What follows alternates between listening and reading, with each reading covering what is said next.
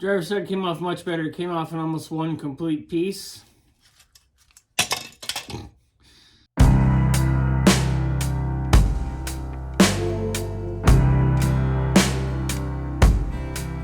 Welcome to the 7th episode of the Chambler build series. I'm going to take and remove a very large hunk of Bondo, which should be the title card. Clean up the floors, clean up the rear crossmember, pull some stuff out, pull out of junky material out, and pull the front fenders off in this episode. I'm about 3 weeks ahead of what you guys are seeing right now. I'm getting ready to take the master cylinder out of the car. Body's at about 90% ready to get moved around. Braces are in, which you can probably see in the background. Like, share, and subscribe. Leave a comment. Let me know what you want to see, what you think of what I'm doing so far. If you've got any tips or tricks.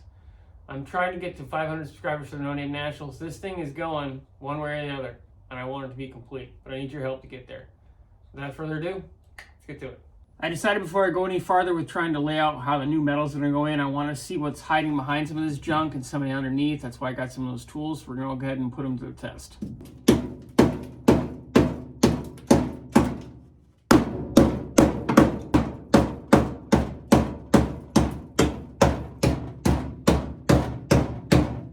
Good Lord, this crap is thick. I think that might actually be a nail head. Oh, hell.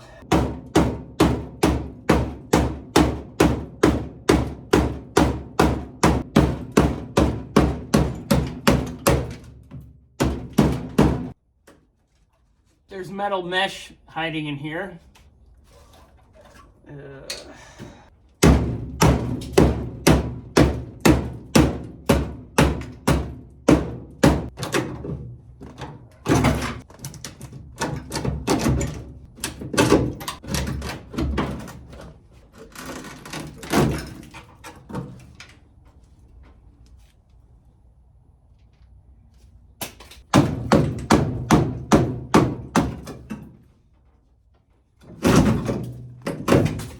Hand formed. Oh, hey, look, more rivet stems I get to knock out. Hello.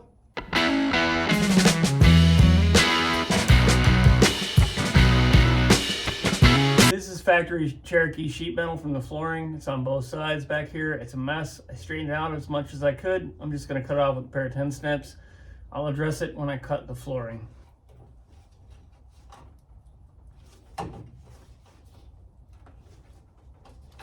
In theory, I'll just cut it out with 10 snips.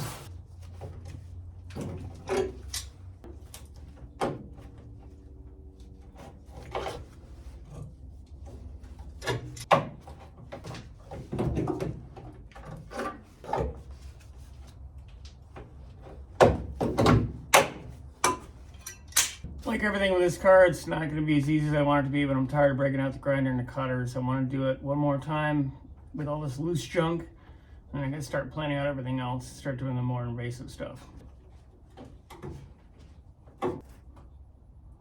Okay, retract everything I just said. It's Sawzall time. I'm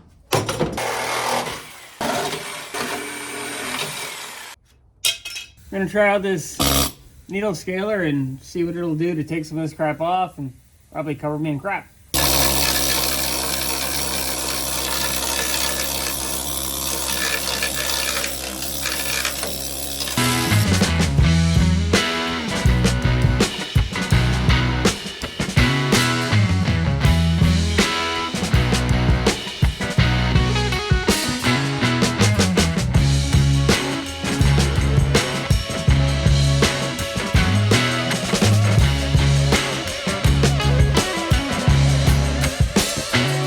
This thing works extremely well. I'm very happy with it. I'm going to go ahead and crank up the air pressure a bit. It's going to be too loud to film for the most part. Be back when I get a little more progress. It's much worse than I thought it was. I'll try to get you in for a better look. It's pretty much Swiss cheese from the back to the front. There is still some usable metal, so I'm definitely going to try to graft what I can back in. If nothing else to save costs, and some of this is still structurally decent. So kind of get a better idea of just how Swiss cheesed everything is back here. This is the passenger side rear again.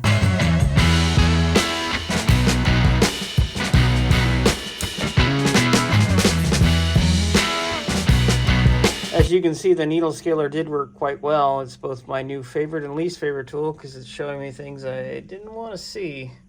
The driver's side's definitely a mess, but it's nowhere near as bad as the passenger side. I'm gonna clean a little bit more up, but I'm probably not gonna go too far because basically it looks like the whole rear part of the quarter is just Bondo. I don't know how far I'm gonna want to go into that. I've already got enough stuff I gotta try to fix. I'm gonna have to reposition the trans jack so I can get up in between the bumper and the crossmember in the back. There's a lot of stuff hidden up there. I need to see how bad it is and see what I have to replace. That's structural. I need to address it. I'm gonna bring it down, move it in, put a 2x4 here, and use a 4x4 so I have space.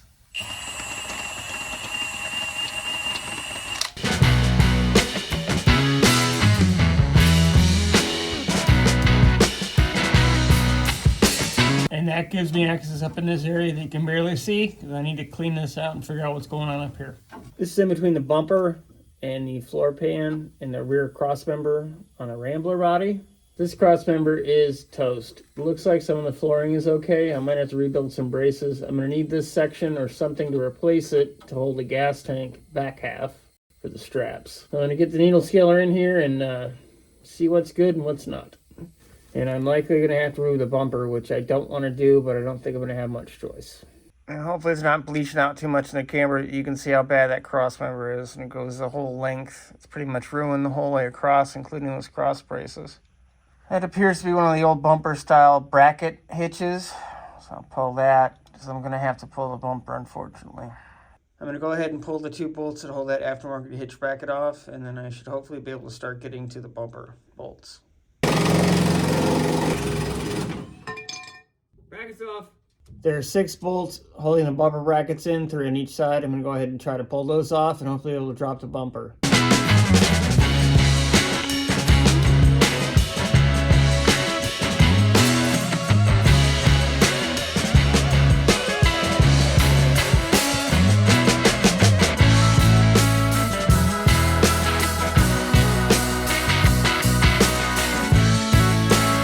Well, let's see how this does.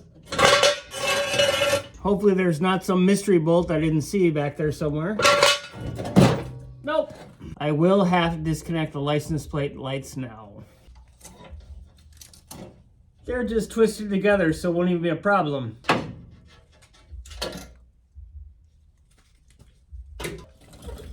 Oh, and the backup lights are actually connected. I'm surprised.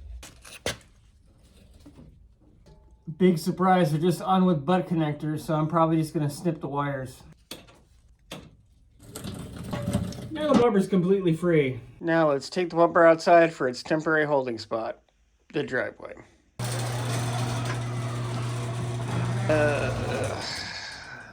Maybe I'll wait till spring, or at least tomorrow. With the bumper off, you can see just how gnarly this back area of the frame is. It's definitely a mess. I'm going to go ahead and peel those brackets off on both sides, or what's left of them. And I should be able to needle scale some of this down, and then I'll get to this bent up cross member and see what I can do to fix it, save it, or junk it. It's probably going to be junk.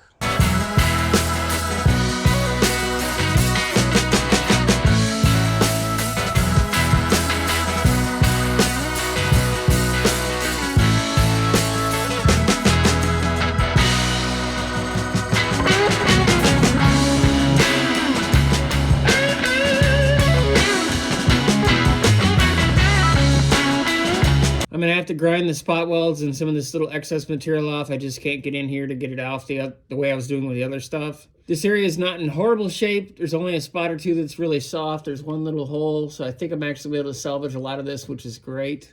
And I'm not exactly sure how this actually worked, but it looks like this bracket was part of this rear cross member that would have been here, or what's left of it that is here. And the only nice thing is that'll give me the approximate size to gap it, because that's actually what those bolts for the bumper went through. Here's a little before.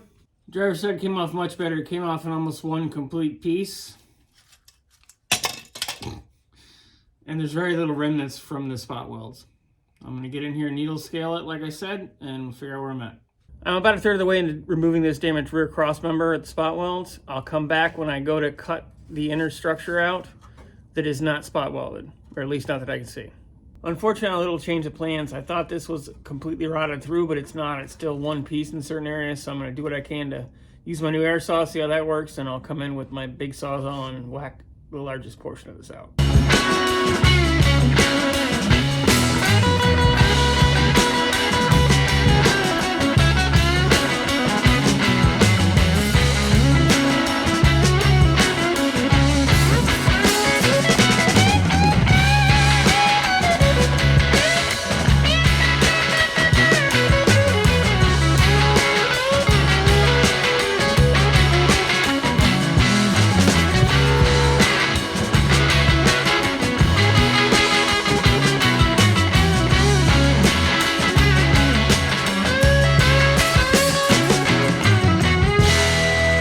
That's the bulk of this Crossmember out. That's all the spot welds anyway. I'm going to come back in with a grinder and trim some of this excess material on the other side down because it's not really spot welded, or at least it's not anything I can get to. And I'll come in and grind the spot welds down. This flange material is in decent shape, and most of the floor is in decent shape. There's a couple soft spots, but overall it's pretty good. It's Amazon body hammer approved. I'm going to go ahead and trim all this loose junk that I couldn't get with a regular saw out the grinder, and then I'm going to grind some of it back, see where I'm at, and see if that new piece of steel I got fits in here, which I'm not sure if I showed you yet or not. I snagged this piece of 3x1 16 wall tubing while I was at Alro getting some other equipment, and other than having to size it, this is going to work out well. It's just about the right size to fit in this hole. Should be able to spot weld. I'll clean this up and tack it. This is going to be structural enough. I'll have to put some more bracing back here. I'll also likely have to buy the Cherokee reinforcing braces that you can buy for the back, because I'm going to need to have some way to lock the fuel tank straps in, because I'm going to try to put the stock tank back here. But this tube's a good fit. I'm very happy. It was a good guesstimation. I've got all that stuff knocked down. I'm going to have to clean up some of the other pieces, figure out what I'm doing with these bumper brackets. And then I think what I'm doing next actually is try to knock these dents and the waviness out of the floor and the trunk. Well, let's see what we can do.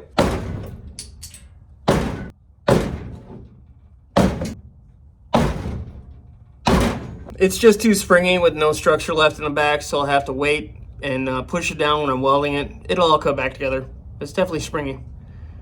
And apparently I'm nasally today. I'm gonna go ahead and grind and clean as much of this out as I can. All the little spot welds, clean up some of the material and the overhangs and all the other junk. And I'll come back.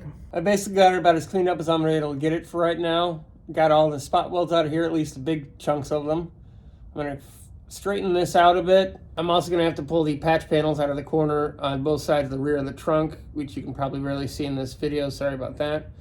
But I'm gonna have to wait for some of this stuff until I get some sort of structure back here.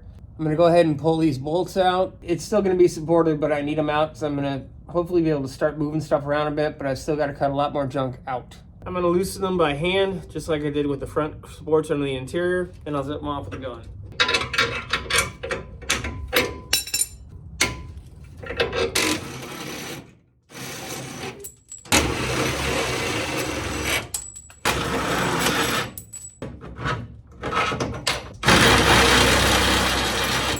Now I will pull all those bolts out and see if anything moves. I doubt it, we'll see. That's about as far as I can go with the trunk right now. I've got help coming. Let's get to the fenders. My friend Lauren's over here again today. She's cleaning up the fender, which I already did to this one. I'm now going to take a marker and scribe the line where the fender and the inner fender frame meets, so I know where the fenders were because we're taking them off. This is just basically going to give you a target to try to put the fender back how it was, even though I'm likely going to have to at least realign this driver's side. The first thing we're going to do is take the two bolts out that are holding the bottom of the rear edge of the front fender off on the driver's side, and we'll start working our way up. That bolt is on the inside of the car. It actually goes into the fender from the inside of the cab. Then we'll get that single bolt that's hiding behind the door in the upper part of the fender. Then we'll pull this inner fender brace. After that, we'll get that single bolt that's holding the bracket for the headlights to the fender inner structure. There also could be a bolt that's hiding behind the bracketry that mounts the outer headlight on the fender. There was one on the passenger side. I don't see it on this one, but we'll find out when we get there. And then we'll get the series of bolts on the top of the fender.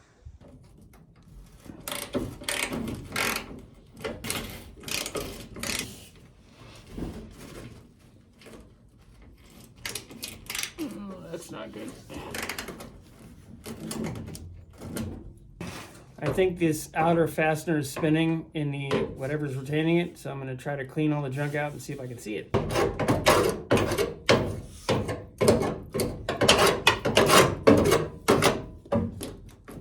Or there's nothing there that it's actually being held into, which is the other option.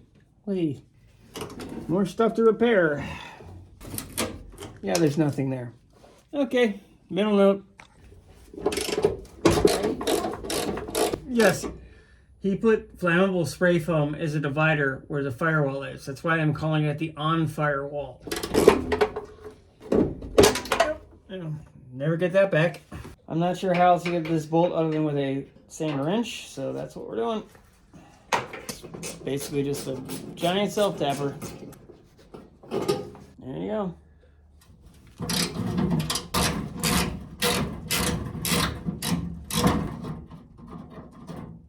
Assuming all the bolts are free, which they should be, I'm going to zip them off. She's going to take them out because she's going to look to hammer things.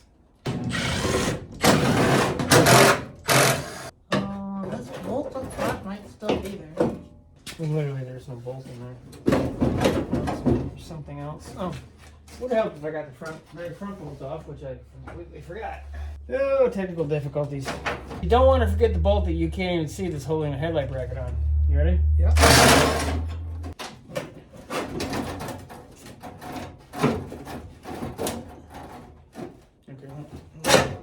This is Bondo on like the other one.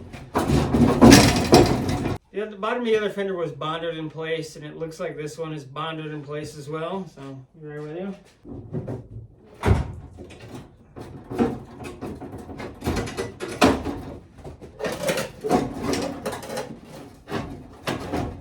You good? Try the front. Yay! All right.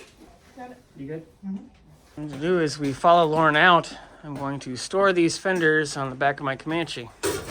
Thank you very much for all the help. And it will nest comfortably with its sibling until I figure out what the hell I'm doing with everything. Say hi, Lauren. On this passenger fender, we had to remove the outer headlight bucket and access this hole. There's a bolt hidden back here. So I actually take the headlight out, then the mounting assembly out. It was tons of fun. Lauren is going to kind enough to scrub the area down, all the loose stuff, and I'm going to show her how much fun the needle scaler is. So we'll come back when it's needle scaler time. I'm going to start, since this is already chipping here. Yeah. I'm going to start here.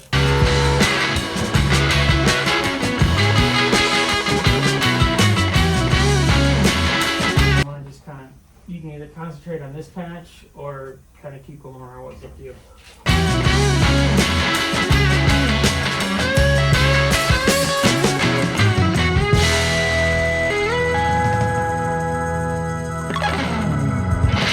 The magic of editing, Master Cylinders out. Thanks for watching. New stuff every week. As you can see, this thing is really right at the point where I'm getting ready to cut all the cross members out that he put in. I've got new stuff in it, and I'm going to be moving it and positioning it. I'm getting ready to lock it down and make it one complete car instead of two incomplete pieces. Oh, and please check out my new series, Michigan Makes. I'm doing shop tours of some of the amazing businesses that call our state home. We are famous as the big three with good reason, but there are thousands of little companies that make amazing products. I'm going to highlight as many of them as I can. I'm starting off with a company called A&A Manufacturing. They make race car components, off-road parts. They make just about anything for anybody. They have about 3,000 parts in their product catalog. Great business. Check them out. If you need parts, they're a great source. They make good quality stuff at a good price. Like, share, subscribe. Thanks for watching. See you guys next time.